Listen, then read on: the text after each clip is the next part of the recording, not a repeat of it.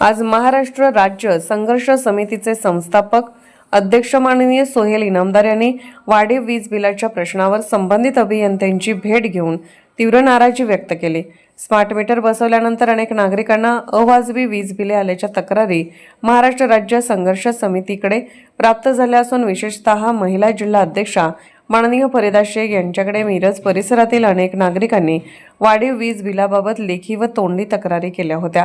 याची गंभीर दखल घेत संस्थापक अध्यक्ष माननीय सोहेल इनामदार यांनी संबंधित अभियंत्यांना वाढीव वीज बिलाचा प्रश्न तातडीने सोडवण्याची मागणी केली।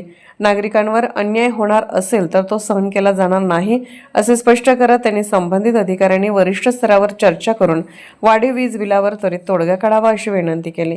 यावेळी महाराष्ट्र राज्य संघर्ष समितीचे संस्थापक सचिव माननीय रेहान भालदार, तासगाव प्रमुख माननीय नूर मोहम्मद मुलानी, जिल्हा उपाध्यक्ष माननीय दीपक शिंदे तसेच इतर पदाधिकारी उपस्थित होते।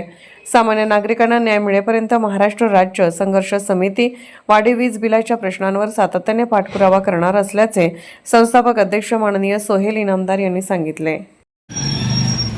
आज आम्ही विद्युत अभियंता कार्यकारी अभियंता यांना भेटून सर्वसामान्य नागरिकांचे वाढून आलेल्या बिलासंदर्भामध्ये चर्चा केली व चर्चाच्या निष्पन्नानं अभियंता यांनी आम्हाला शब्द दिलेला आहे की वाढून जो काही बिल आलेला आहे त्या वाढून आलेल्या बिल संदर्भामध्ये आम्ही त्याच्यातनं काहीतरी तोडगा काढू व आम्ही महाराष्ट्र राज्य संघर्ष समितीच्या माध्यमातून त्यांना इशारा दिलेला आहे की वाढून आलेला लाईट बिल जो आहे तो आम्ही भरणार नाही। जर करता त्यांनी त्याच्यावरती तोडगा नाही काढला तर महाराष्ट्र राज्य संघर्ष समितीच्या माध्यमातून रस्त्यावर उतरून आंदोलन करण्याचा आम्ही इशारा दिलेला आहे।